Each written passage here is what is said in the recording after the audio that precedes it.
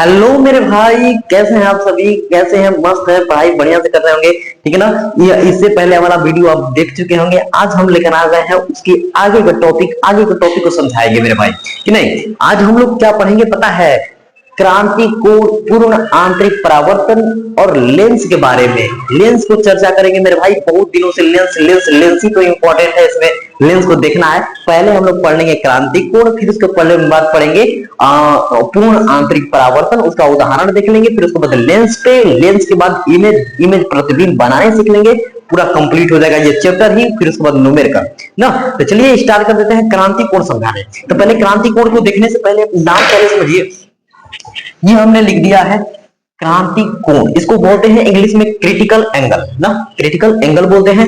देखिए अब इसको हम समझा दें। पहले अपवर्तन का नियम पढ़े, अपवर्तन का नियम पढ़े ना। अरे कोई प्रकाश किरण आ रही है, विरल से सघन में आ रही है तो अविलंब की तरफ झुक रही है, सघन से विरल तो अविलंब से दूर हट रही है। ये सब तो पढ़े हो अपवर्तन में। तो उसी तरह क्या है, हम क्रांति कोण में क्या होता है कि जब कोई प्रकाश किरण सघन माध्यम से विरल माध्यम में आएगी। कहां से? सघन माध्यम से विरल माध्यम में आएगी, सघन माध्यम से विरल माध्यम पर। तो ऊपर वाला क्या होता है? आपतन कोण होता है, और नीचे वाला होता है अपवर्तन कोण। आपतन कोण कितना होगा? वह मान जो कि अपवर्तन कोण 90 डिग्री बना दे। कितना? 90 डिग्री बना दे, उसको ही हम लोग बोलते हैं क्रांति कोण बोलते हैं। ये तो मेरा भाई डिफिनेशन, ये तो बोलने से हुआ, डिफिनेशन हुआ। आप सुन लिए होंगे, आपको थोड़ी सी बात समझ में आई होगी, थोड़ी सी नहीं आई होगी। इसका में मुझे मालूम है कि थोड़ा सा आया, थोड़ा सा नहीं आया, लेकिन अब वो हम आपको यहाँ पे समझाएंगे, पूरी बात समझ में आएगा। देखना, देखो पहले ऐसे यहाँ पे ऐसे बना दो, एक पृष्ठ बना दो, एक ये बना दो, एक सतह बना दो। ठीक, वो ऊपर रहेगा सघन माध्यम।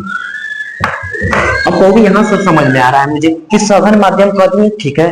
और नीचे हम विरल माध्यम ले लिए। कहोगे सर ये भी आ रहा है, ये भी आ रहा है, दोनों से आ रहा है, यहाँ तक सही चल रहे हैं। आगे बढ़िए। देखो क्रांति कोण में क्या होता है? सघन माध्यम से विरल माध्यम में आता है। याद रखना बस ये बात, सघन माध्यम है।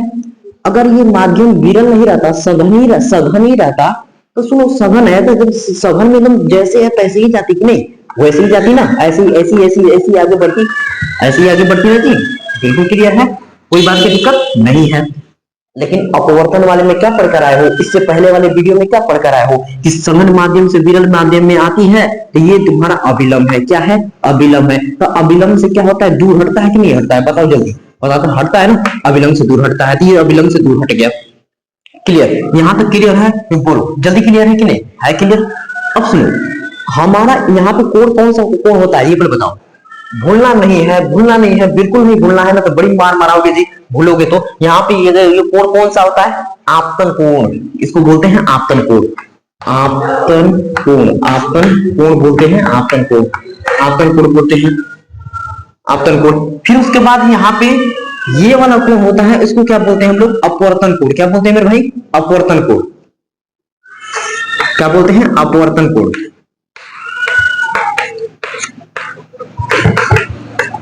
ठीक है ना, यहां तक क्लियर है?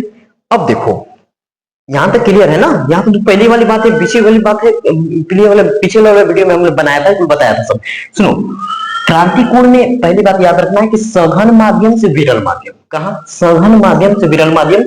और जो ये आपतन कोण है ना, आपतन कोण का वह मान रख दे हम कि जो अपवर्तन है, नीचे वाला अपवर्तन कोण 90 डिग्री हो जाए। सर बात मुंह से बोल रहे हैं, थोड़ा थोड़ा समझ में आ रहा है, लेकिन पूरी तरह से नहीं समझ में आ रहा है, मुझे मालूम है। आओ इधर, पूरी बात समझा रहे हैं। देखो यहाँ पे ऐसे हम इतना लिए, इतना एंगल है तो इतना अपवर्तन है। क्लियर? अब थोड़ा सा हम कहने की और इधर ले गए तो ये और थोड़ा सा इधर होगा जी। क्लियर? थोड़ा सा और कोण बढ़ेगा, बनेगा कि नहीं बढ़ेगा? अरे बताओ, ये इतना था, अब थोड़ा सा इधर हो गया। अब थोड़ा सा करेंगे नहीं, अब थोड़ा सा और इधर से ले जाएंगे और इसको बढ़ा रहे हैं, इधर से और कर रहे हैं, ये और थोड़ा सा बढ़ेगा। बढ़ेगा कि नहीं जी? बढ़ेगा ना, बिल्कुल। अब करने के थोड़ा सा और, तो ये एक समय आएगा, ऐसा आएगा कि ये बढ़ते बढ़ते यहाँ पे आ जाएगा, ये 90 डिग्री हो जाएगा जी। ये 90 डिग्री। अब अविलंब से जो अपवर्तन हुआ है उससे यहां से नापेंगे तो ये 90 डिग्री हो गया। बोलो हुआ कि नहीं हुआ? हुआ ना। तो इसी को हम लोग बोलते हैं क्रांति कोण बोलते हैं। सिंपल सी भाषा है। अब ऐसे बोलोगे, कैसे बोलोगे, इसको डिफिनेशन लिखवाऊंगा भी, लेकिन पहले स्क्रीनशॉट समझना, स्क्रीनशॉट ले लेना। पहले देखो, सुनो, आपतन ऊपर वाला क्या होता है? आपतन। आपतन कोण का वह मान जिसे अपवर्तन कोण तुम्हारा कितना हो जाए, 90 डिग्री हो जाए, उसी को हम लोग बोलते हैं क्रांति कोण। जब ऐसे बोलोगे, जब प्रकाश किरण सघन माध्यम से विरल माध्यम में प्रवेश करती है, कहां से जी? सघन माध्यम से विरल माध्यम में प्रवेश करती है, तो आपतन कोण का वह मान अपवर्तन कोण 90 डिग्री हो जाए, उसे ही बोलते हैं क्रांति कोण। बिल्कुल। तो पहले इसको स्क्रीनशॉट ले लो ये समझने के लिए, फिर उसके बाद हम लोग क्या करेंगे, इसका डेफिनेशन लिखेंगे, ठीक है ना? स्क्रीनशॉट ले लो जल्दी से। चलिए मेरे भाई, हमने तो पूरा बढ़िया से आपको समझा दिया ये क्रांति कोण होता क्या है।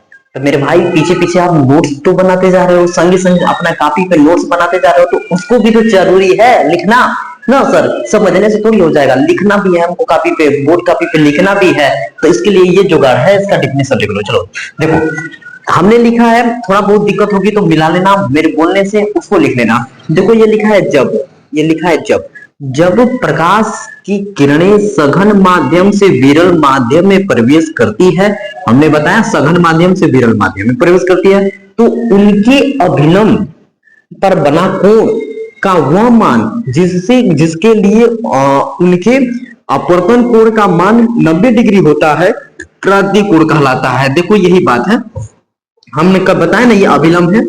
ऐसा हम ले लें कि ये देखो, पहले तो ये ऐसे है, ये ऐसा कोण हम अपवर्तन कोण का वो मान ले लें जो जैसे अपवर्तन कितना हो जाए, अपवर्तन कोण कितना हो जाए, 90 डिग्री हो जाए, अपवर्तन कोण 90 डिग्री हो जाए, उसको ही हम लोग बोलते हैं क्रांति कोण। सिंपल, इसका लिख लो, तो इसकी शॉर्ट ले लो।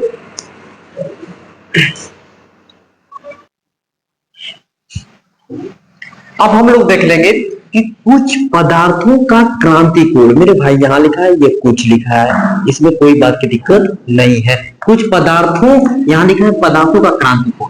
देखो पहले समझना, ये 3-4 है, इनको याद रखना है ना, इंपॉर्टेंट होते हैं, याद रखना है। देखो पानी का क्या रखना, याद रखना है, क्रांति कोण कितना होता है, तो 48.75 डिग्री होता है। कितना होता है मेरे भाई? 48.75 डिग्री होता है। फिर उसके बाद हम फ्लीट कांच बोले, फ्लीट कांच कितना होता है, 37.31 डिग्री होता है। कितना? 37.31, याद रखना है, कोई बात की दिक्कत नहीं। क्राउन कांच होता है कितना, 41.14 डिग्री होता है, क्राउन कांच का होता है। क्लियर? हीरे का ज्यादा इंपॉर्टेंट है, क्रांति कोण याद रखना कि 24.41 डिग्री होता है हीरे का। ठीक, बहुत बढ़िया। फिर से एक बार देख लेते हैं कि पानी का कितना है, 48.75 डिग्री है। फील्ड कांच के लिए देख लेंगे 37.31 है। फिर उसके बाद क्राउन कांच का देख लेंगे 41.14 डिग्री है। फिर नहीं, हीरे का देख लेंगे 24.41 डिग्री है। ठीक, कंप्लीट। अब हम लोग आ जाएंगे पूर्ण आंतरिक परावर्तन, उसको हम लोग समझेंगे, बहुत इंपॉर्टेंट है, मजेदार है, और उसका एग्जाम्पल तो और ही मजेदार है। तो पहले इसको करेंगे रफ, तो उसके बाद हम हेडिंग डालेंगे, फिर उसके बाद हम बढ़िया से समझाएंगे। तो पहले इसको स्क्रीनशॉट ले लो, हट जाते हैं।